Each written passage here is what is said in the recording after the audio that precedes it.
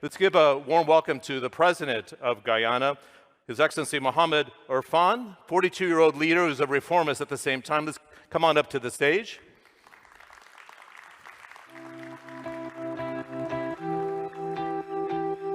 Good to see you.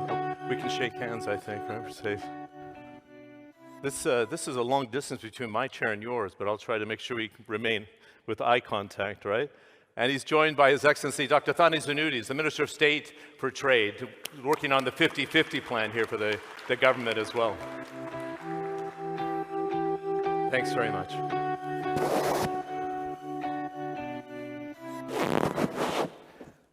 I don't want to say I feel like Vladimir Putin. I'm so far away from you guys because he likes that big dining room table, so I'll try to make this work. We have 25 minutes, so we have to be very focused, and I don't have any hesitation about that because we had a chance to chat behind the scenes in the so-called green room about what is underway here.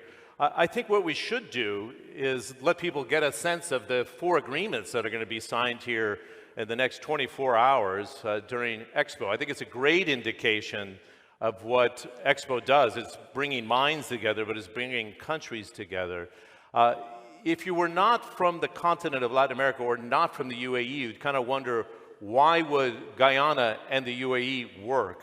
So I'd like to get Your Excellency, your impressions of that. Why do you think it clicks? And Dr. Thani, why it is a priority for the UAE? Let's start with the President, our guest from Guyana. Thank you very much, Deputy Prime Minister. First of all, the UAE and Guyana has many things in common. When you look at 2 countries where UAE started from, the size of the population, what drove growth and development, the early days of oil exploration and the revenues. But what UAE has really taught us is how to utilize those revenues to diversify the economy, ensure there is equality in the system, improve governance services, build an infrastructure that is state-of-the-art, and that is exactly what we want to achieve in Guyana. We want to use the resources that we will gain from oil revenues to build an economy that is resilient, one that is broad, well-diversified, and build that economy way into the future. So we are working with the UAE in a number of areas. Firstly, infrastructure development, ensuring that we have not only state-of-the-art infrastructure, but infrastructure that would lead the growth and development long into the future. From a governance perspective, efficiency in government system, technology transfer, and having a small population that is driven by technological advancement and efficiency and transparency and accountability in governance is key to success. And the UAE has a great platform, and we're working with them on that platform. In an investment agreement that would make it easy for investors from the UAE to invest in Guyana. We're working with, for example, Abu Dhabi ports on development of a deep water harbor that is linked to Brazil, northern Brazil, that gives them access to the Atlantic, a visa-free waiver program, and a double taxation agreement. So these are important agreements that will build a platform and create a conducive environment through which investors would feel comfortable coming, but more importantly, in which we'll have government-to-government and people-to-people collaboration and cooperation. Yeah, it's very interesting to see it built. I always describe this, having covered the region so long as emerging markets editor, as UAE Inc. So when it does a mapping and goes into a country, where do we have compatibility? The one you surprised me with when you talked about this just now is the governance, the respect for governance and transparency. And I know this is what you're trying to do within Guyana. And you have to be careful, of course, because you have the production coming out of your field now. It's about 340,000 barrels a day. That's a lot of oil for a very small country. So I think this idea that you're talking about transparency is an impressive one. And I'll come back to you on the oil development and avoiding the curse, if you will. But you said something very prescient to me behind the scenes, even over a short period of time, saying Guyana is interesting because you could do everything from food tech to fintech. So there's a lot of capabilities. And His Excellency said it's a very well-educated population, a third still under the poverty line, but you think you can make a difference in that, Dr. Thani? Thank you, John. First of all, let me welcome our colleagues from the Latin American nations to UAE, to Dubai and Expo 2020 Dubai. And special thanks to our colleagues at Dubai Chambers for their excellent work arranging this platform and forum, and the excellent study which they have done covering the last 5 years of investments and bilateral trade between both economic blocs, the GCC and the Latin America. The UAE is going to diversify its economic relation globally, and for us, the Latin America is a big market. We're talking about more than 400 million people market access, which means that there is a huge potential for our investments and for the trade and exporters from the UAE to this part of the world. Looking at what has been achieved in the last 5 years with the Latin America, the UAE is almost dominating. Most of the investment goes from the GCC to the Latin America. We're talking almost about 77% of the investments in the Latin America going from the UAE and goes to the logistics, oil and gas, hospitality, food security aspect, and the fintech, which is we're becoming a destination and one of the main hub in the region, which we want to take this forward in our engagement with the Latin America. But at the same time as well, the trade volume between us reached around 9 billion, which shows there is a huge potential of trade volume between us and the Latin America. If we speak about the countries one by one, including Guyana, the Latin America is a source of the food globally. If we're talking about wheat, sugarcane, soybean, and the grains, the different grains, they're really a source of food products to the globe. And we just focus on bringing the best practices to the continent. I'm sure they're going to be one of the main solutions to the global food security issue that is disturbing the globe, which we saw during the pandemic, and which we are now seeing the spikes in the prices globally. But there are so many other potentials to work on. So what as part of our strategy, for sure, some of the agreements which is going to be signed during the president's visits here, we as a government want to ensure that there is the mechanism to encourage the private sector. We cannot go and expand our relation without the private sector. So we want to make sure that the investment protection agreements is there, double taxation is there, and even economic cooperations to open doors and highlight the best opportunities to those businessmen and business investors so they can move on. Logistics, absolutely, is one of the main connector. If we don't have investment in logistics, we will not be able to connect and move our commodities easily. And that's why we're going to go aggressively, not only in the Latin America, but also to the rest of the world. Interesting. Dr. Thani, how old are you now, if you don't mind me asking? Is that a fair question? It's 39. 39, okay. And our president here from Guyana is 42. So I'm the ancient one on the stage here right now, but the reason I say it, it's so refreshing to have a younger generation picking up where the previous generation pushed in with reforms. And in your case, you had to kind of go back and restructure everything after a dictatorship. You're determined to try to make sure that these reforms stick in the country. You're the first Muslim president on that continent, which is extraordinary. Your population is only 13% Muslim. It tells us about the open-mindedness of your population itself, right? Most definitely. We have a very diversified population in terms of culture, in terms of religion, but we have a highly tolerant population. I think unlike the UAE, we have great examples of how we can demonstrate globally to build the levels of tolerance, inclusiveness, and to share a model in which people can all prosper. So we are building an economy that is diversified with diverse people, and the aim is to ensure that prosperity comes to all the people of the country and to the region, because we are part of the CARICOM region, we are part of CELAC, and it is very important that the prosperity of Guyana rebounds to the prosperity of all the persons living in the region itself. And we have identified a number of areas in which we can support the region.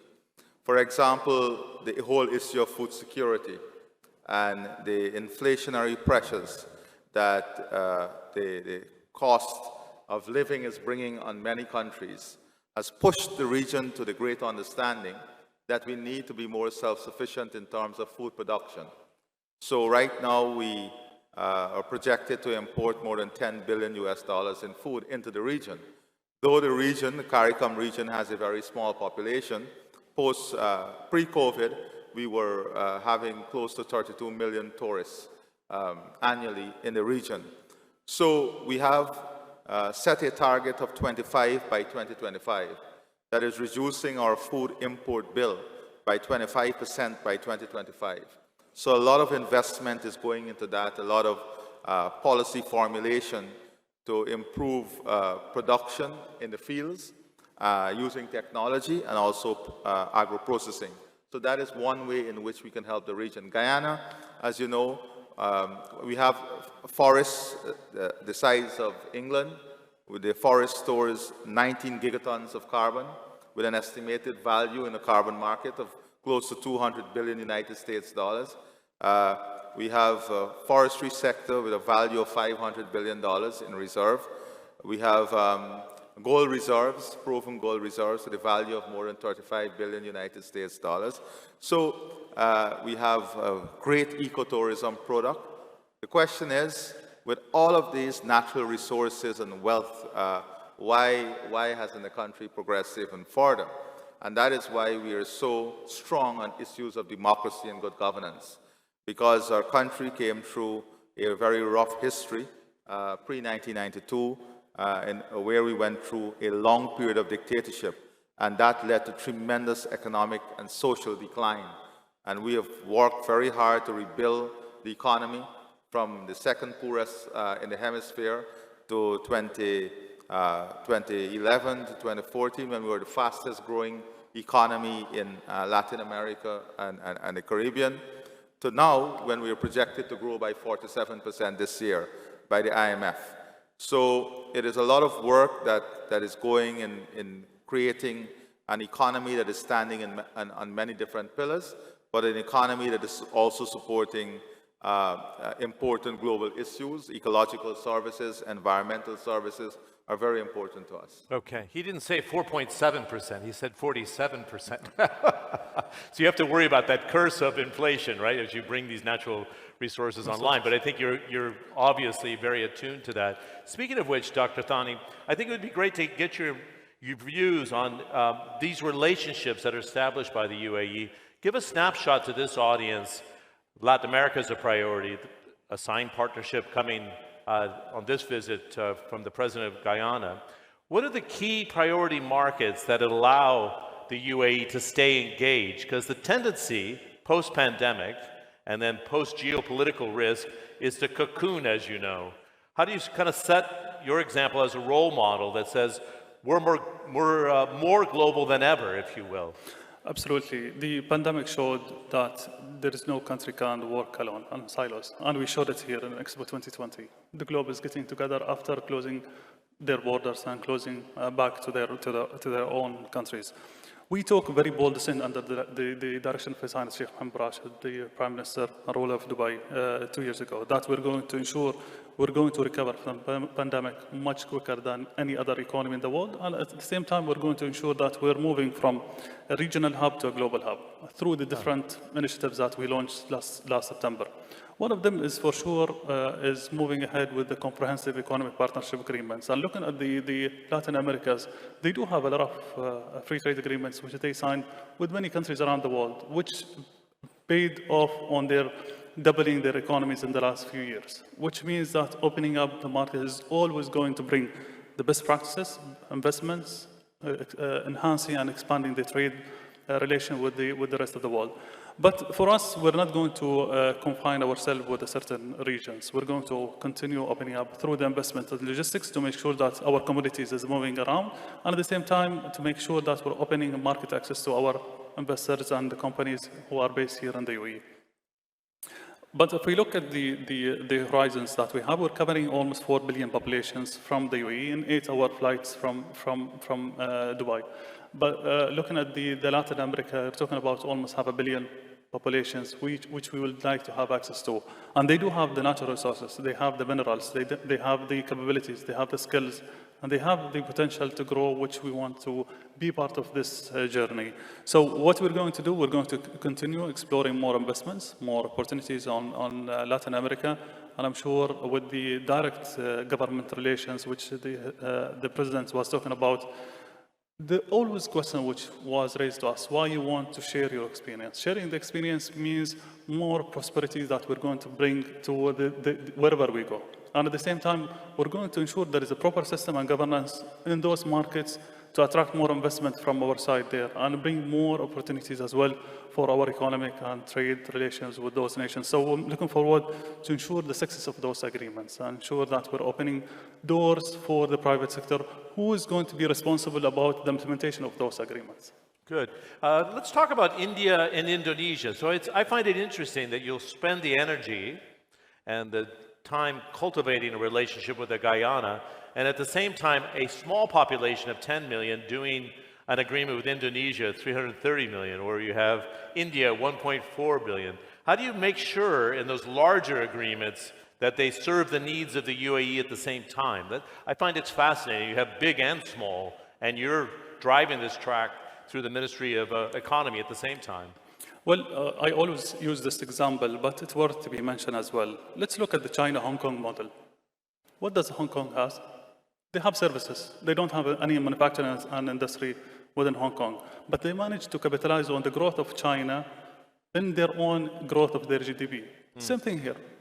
If we link our economy to India, any positive impact on the growth of India with the free trade agreements or CEPA that we signed with India, it means that there will be spin-off and positive impact directly from the Indian market to the UAE with the other reform that we're doing within the country. Indonesia is a different thing because it's becoming one of the top 10 global economies, and the growth in Indonesia is going very quickly. So we want to be part of that journey. And looking at the Indonesian market in specific, they have the Islamic economy, which creates a lot of jobs and creates a lot of opportunities. And there's so many similarities, not only between the two countries, but also in covering the bigger range from here, especially the Africans who are looking at the Islamic economy, Islamic activities more carefully. So it's going to open more doors for us by linking ourselves with Indonesia. But we're not tied only with those countries. We announced 8 countries, and our ultimate goal is to open our trade to almost 90% of the global trade within 5 years. So that's why we're coming to South America, we're going to the Latinos, the Africans, etc. We're going to continue opening up and linking our economy to the rest of the world. It's a very ambitious agenda, but you're actually, I remember we had this conversation a year ago and said these are our targets, and you're knocking them off one at a time, and they're large agreements. What I wanted to get from both of you, if I may here, in this post-pandemic world, and then you see the geopolitical tensions and worries about food supplies, how worried are you that countries or the regions, for example, your CARICOM member of Guyana and the CELAC you were suggesting, that the regional blocs don't open up to the outside world, don't reform to the next level? Are there concerns that you have? And I think, Dr. Thana, you can address the GCC. We've been talking for years about a MENA-wide trade agreement, and it never came to fruition. So is there a worry that here that people will push back against globalization in your specific region? In CARICOM, there is absolutely no pushback against globalization. We are very open. One of our largest trading partners in the region is United States of America. We have an economic partnership agreement with the EU. We have other trade agreements with Costa Rica, Venezuela, Colombia. So we have a very open system to international investment. We are very strong on reform. And we understand very clearly the impact of rising food prices and rising prices in everything. Logistics, we are facing more than 500% increase in the cost of shipping. We are facing inflationary pressure because what is happening with food prices globally.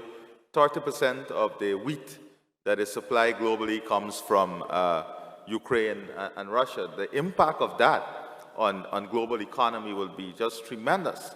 And as small developing states in CARICOM, that impact is magnified for us. So the only way we can mitigate against that impact is by building capacity, increasing our own production, becoming more self-sufficient, and that is the direction in which we're going. To do this, we need investment, we need capital, we need technology. and we are very open. We need markets that are free. We need markets and trade agreements that are progressive and trade agreements that opens up opportunity. And as a region, as a bloc, we are very, very committed to this. It's interesting. There's no tendency to push back against globalization. Dr. Thani, I know within the GCC, there's expectations we could do more, right? We should do more to integrate. And then even the MENA-wide adventure, so the UAE can just take its model and go, right? With all my respect to everyone and every plan, there is no country in the world which can produce all their products domestically. We have to ensure that we're part of the globe, and we have to ensure that we're selling and getting. Imports and exports is part of the game. So if the GCC wants to continue defending certain industries, we're creating a lot of inefficiency within our industries. We're going to be required and asked for more subsidies to our industries so they can continue their competitions, and that is not healthy in the futuristic and the growth of our economy. Looking at the supply chain and the prices globally, I can assure the community here that we do have a reserve at least for the coming 6 months. So that is assurance from the government. But at the same time, if we look at the logistics and the supply chain sector, there are so many inefficiencies in running the business. And if we don't bring a disturb practices to the whole system, the prices will not go down. And looking at the forecast of the prices, at least for the upcoming 1 year, there will be no drop in the prices. So we're expecting the same momentum to continue unless we see a mega reshuffle in the way that we're running the supply chain practices globally. So what we're going to encourage, especially our logistics and infrastructure projects, that they have to look at the whole value chain and ensure that they're bringing the best practices, cutting routes, bringing the best and quicker commodities routes and times to the consumers so we can bring the prices down. Otherwise, the inefficiency in the sector is going to continue. Yeah, it's quite a bit of pressure. We're seeing the same thing in the UK as you see in the UAE or in Guyana. I mean, there's pressure basically on the average consumer in a very substantial way, and I think it's just underway. In our final minute 30, Mr. President, it'd be interesting because I spent my time covering energy, probably half of my living day still. You had ExxonMobil, Hess, and the consortium there that brought those fields on board. And everybody has this kind of Monday morning quarterbacking, as we say in the States. We could have done better with the production sharing agreement. Let's put this to rest, if you will. You have an agreement. You're going to have more exploration in the country. You have great deposits. How do you summarize where we are today? Well, you have already said it. We have an agreement. You have to honor that agreement. But we have made it very clear that there needs to be improvement on future agreements, and we're going to make those improvements on future agreements. We inherited an agreement, but you have to respect that agreement. And on future agreements, there will be improvements. But one of the important things now is to have more investment in exploration. Now, we have made it very clear that we are supporting greater investment, not only in exploration, but development. And Exxon has been pushing a lot of their investment in Guyana. We are looking to move up to 1.2 million barrels per day within the next 3-4 years, 5 years.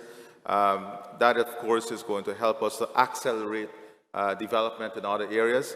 And I always say, coming to the UAE, people always say, oh, Guyana has the potential to be Dubai, but that is not what we're aiming to. We want to be the best we can be, learning from the examples of the UAE, taking the best practices from the UAE. We are not in competition with anyone, and we don't want to be in a race with anyone, and this is our global position.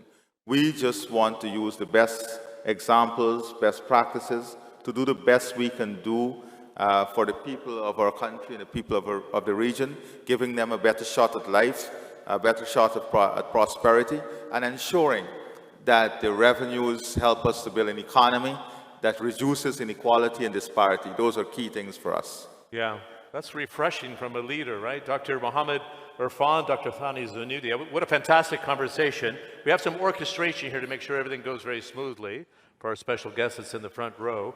I'm going to have you give a nice warm welcome of thanks. We want you to remain seated as Sheikh Maktoum bin Mohammed Al Maktoum exits the auditorium here, but thanks for joining us today.